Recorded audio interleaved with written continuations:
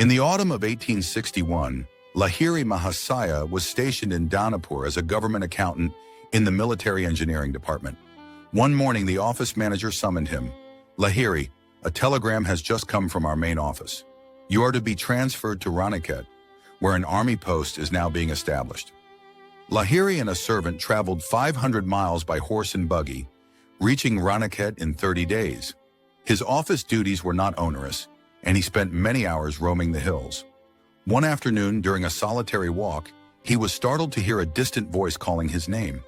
He climbed vigorously up Drongiri Mountain. A slight uneasiness crept in as he realized he might not return before nightfall. Eventually, he reached a small clearing dotted with caves. On a rocky ledge stood a smiling young man, extending his hand in welcome. "Lahiri, you have come," the saint said in Hindi. "Rest here in this cave. It was I who called you." "Lahiri, do you remember that seat?"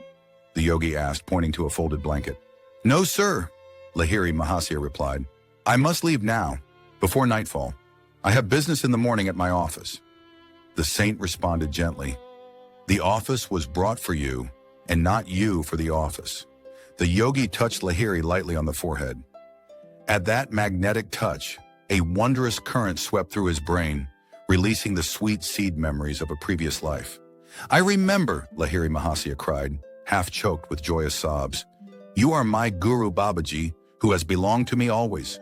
For more than 3 decades, I have waited for you here, waited for you to return to me," Babaji said with celestial love. "Though you lost sight of me, never did I lose sight of you. Like a mother bird guarding her young, I have watched over you, waiting for this perfect day. Lahiri, you need purification. Drink the oil in this bowl and lie down by the river." Lahiri obeyed. Though the icy Himalayan night descended, a comforting warmth began to radiate from within. Bitter winds whipped around him in the darkness, shrieking their fierce challenge. Tigers howled nearby, but his heart was fearless. The radiant force newly generated within him conveyed an assurance of unassailable protection. Several hours passed swiftly as memories from another life wove into the joy of reunion.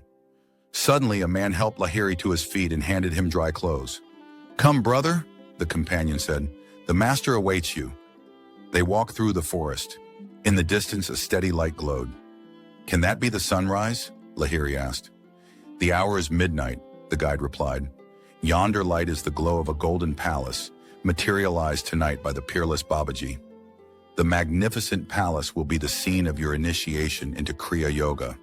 All your brothers here rejoice at the end of your long exile." Lahiri followed his companion through jeweled gates and fragrant halls until they entered a vast chamber where Babaji sat in lotus posture on a golden throne. "Lahiri, are you still feasting on your dream desires for a golden palace?" Babaji asked, his eyes twinkling. "Wake, all your earthly thirsts are about to be quenched forever," he murmured a mystic blessing. "My son, arise. Receive your initiation into the kingdom of God through Kriya Yoga." Babaji stretched out his hand. A homa fire appeared, surrounded by fruits and flowers. Before this altar, Lahiri received the liberating technique, Kriya Yoga. The rites ended by dawn. Ecstatic, Lahiri wandered the palace, filled with spiritual joy. Later, returning to Babaji's presence, Babaji said with gentle humor, "Lahiri, you are hungry. Close your eyes." When Lahiri opened them, the palace had vanished. Babaji and Lahiri now sat on the bare ground by the rocky grottos. "The purpose for which the palace was created has now been served," Babaji said. Babaji gave Lahiri an earthen bowl and told him to receive whatever food he desired.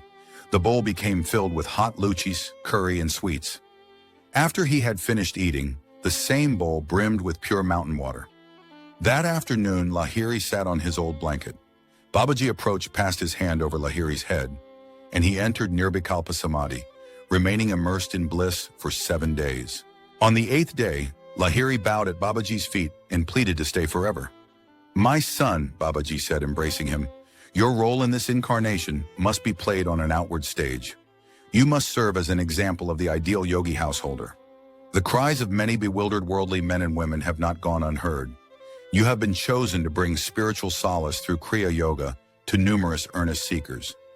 Even in the world, the yogi who faithfully discharges his responsibilities without personal motive or attachment treads the sure path of enlightenment. Lahiri humbly asked, "Will you not allow me to give Kriya to all seekers, even if they cannot yet vow complete inner renunciation?" "Be it so," Babaji replied. "Give Kriya freely to all who humbly ask for help. Repeat to each of your disciples this majestic promise from the Bhagavad Gita. Swalpamasya dharmasya, trayata mahatoboyat. Even a little bit of the practice of this religion will save you from dire fears and colossal sufferings." The next morning, as Lahiri was preparing to leave, Babaji said with infinite love, "There is no separation for us, my beloved child. Wherever you are, whenever you call me, I shall be with you instantly." Consoled by this promise, Lahiri descended the mountain. At the office, his colleagues were surprised. They believed him lost in the jungle for 10 days. Soon a letter arrived. Lahiri should return to the Danapur office. His transfer to Ranikette occurred by error. Lahiri smiled, reflecting on the divine orchestration that had led him to his eternal guru. After his return, Lahiri quietly began to share the sacred science of Kriya Yoga, from seeker to seeker, soul to soul. And so the light of Kriya began to spread, silently, deeply through those destined to receive it.